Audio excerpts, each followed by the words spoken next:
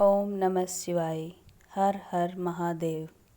आज मैं आपको श्रावण मास के तीसरे दिन की कथा सुनाने जा रही हूँ।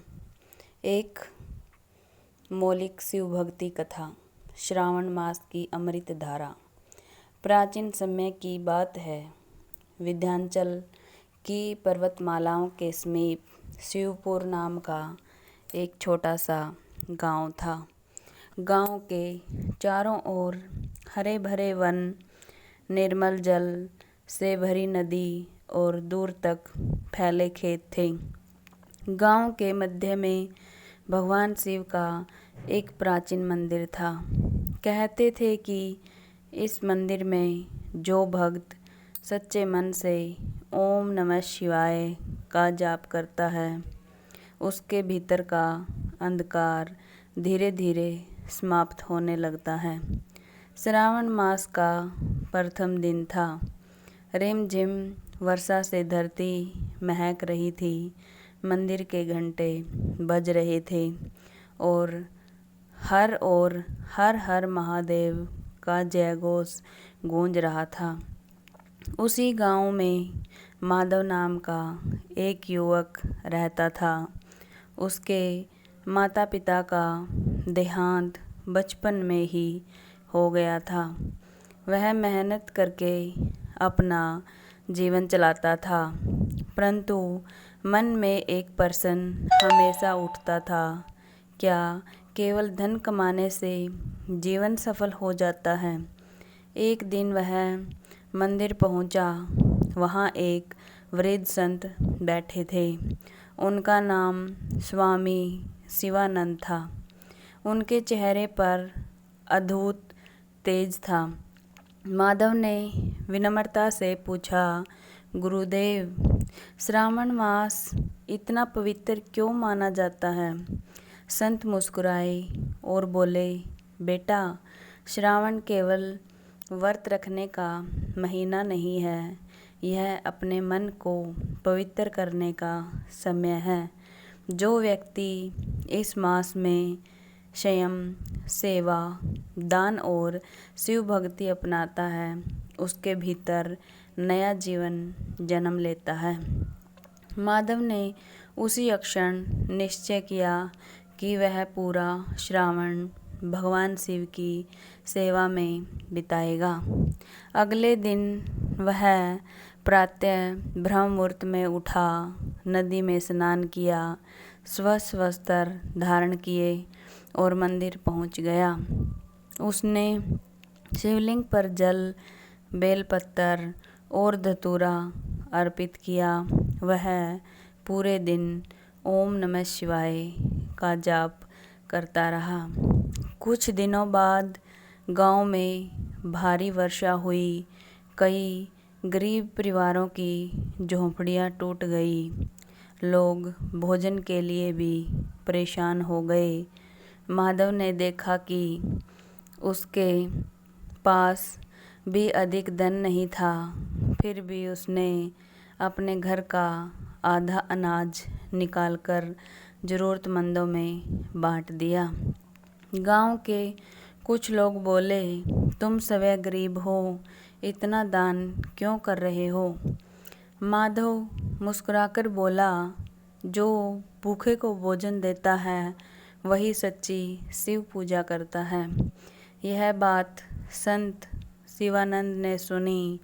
उन्होंने कहा, दान का मूल्य वस्तु भी नहीं, भावना से होता है। श्रावण का दूसरा सप्ताह आरंभ हुआ। गांव में एक व्यापारी आया। उसने माधव से कहा, यदि तुम मेरे लिए झूठी गवाही दे दो तो मैं तुम्हें 100 स्वर्ण मुद्राएं दूंगा। माधव कुछ क्षण चुप रहा। उसके मन में गरीबी का विचार आया, लेकिन अगले ही पल उसे मंदिर में सुनी हुई बात याद आई। धर्म कभी धन के लिए नहीं छोड़ा जाता। उसने व्यापारी से कहा, मैं भूखा रह सकता हूँ, पर असत्य का साथ नहीं दूंगा। व्यापारी क्रोधित होकर चला गया। उस रात माधव ने स्वप्न में देखा कि शिवलिंग से प्रकाश निकल रहा है और एक दिव्य स्वर कह रहा है, सत्य का मार्ग कठिन अवश्य है, पर अंत में वही विजय देता है। श्रावण का तीसरा सोमवार आया। गांव में बड़ी पूजा का आयोजन हुआ। माधव मंदिर पहुंचा। उसने देखा कि एक वृद्धा मंदिर की सीढ़ियों पर बैठी रो रही है। उसने पूछा, माँ क्या हुआ? वृद्धा बोली, मेरे पास भगवान को चढ़ाने के लिए कुछ नहीं है। माधव ने अपने हाथ में रखे बेलपत्र और पुष्प उन्हें दे दिए और स्वयं खाली हाथ शिवलिंग के सामने बैठ गया। वह बोला, हे महादेव, मेरे पास अब केवल आपका नाम है। उसी समय मंदिर के पुजारी ने घोषणा की, आज सबसे श्रेष्ठ पूजा उस भक्त की मानी जाएगी जिसने सबसे निर्मल भावना से भगवान का स्मरण किया हो।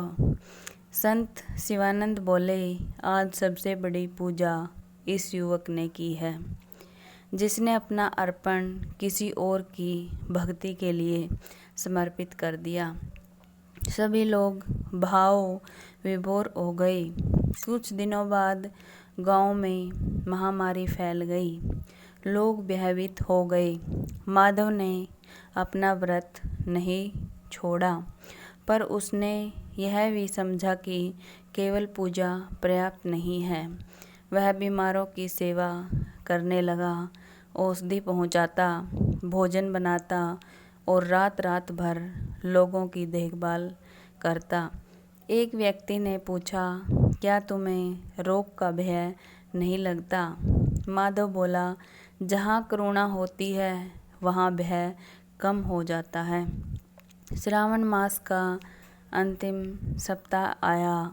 संत शिवानंद ने पूरे गांव को एकत्र किया और कहा, जो केवल मंदिर में शिव को खोजता है वह आधा सत्य जानता है। जो हर जीव में शिव को देखता है वही पूर्ण सत्य को जानता है। उन्होंने सभी से 5 संकल्प लेने को कहा। पहला, हम कभी असत्य नहीं बोलेंगे। दूसरा, अपनी आय का कुछ भाग दान करेंगे। तीसरा, क्रोध पर नियंत्रण रखेंगे।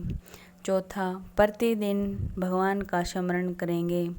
पांचवा, किसी दुखी व्यक्ति की सहायता अवश्य करेंगे।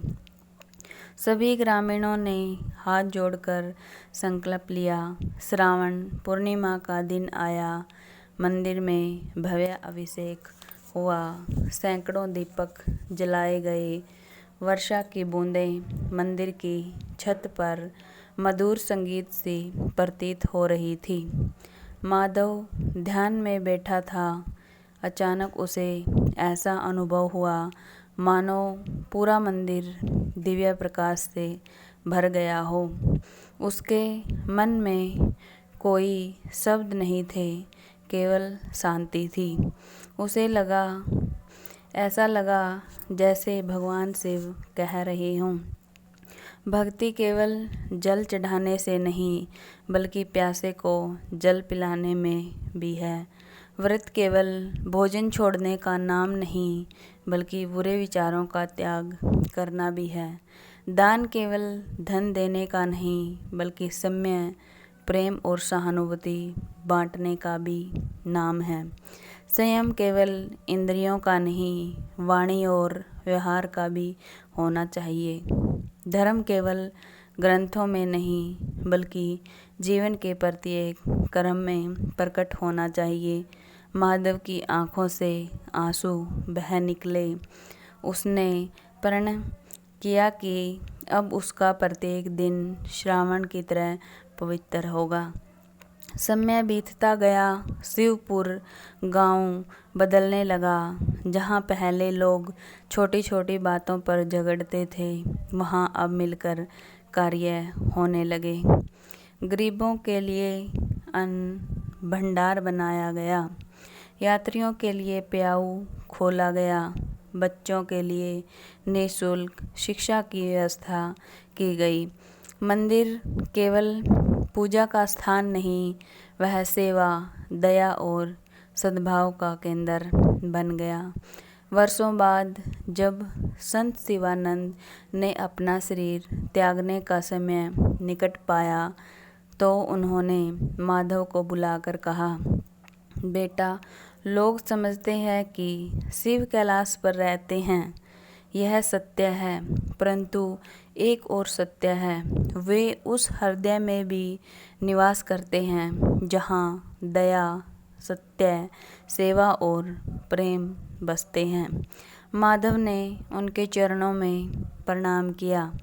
संत ने अंतिम बार ओम नमः शिवाय का उच्चारण किया और शांत भाव से समाधि में लीन हो गए। उनकी स्मृति में गांव वालों ने एक शिला पर यह वाक्य अंकित कराया, श्रावण का सच्चा व्रत वही है जिसमें मन निर्मल हो, वाणी मधुर हो, कर्म धर्ममय हो और प्रत्येक प्राणी में शिव का दर्शन हो।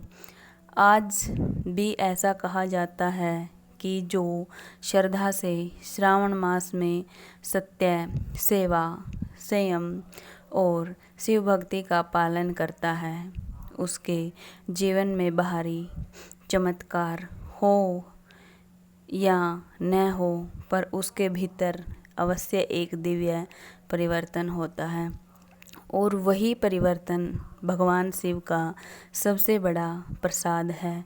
जो भी सच्चे मन से भगवान शिव की आराधना करते हैं, उनके हर एक कार्य सफल होते हैं।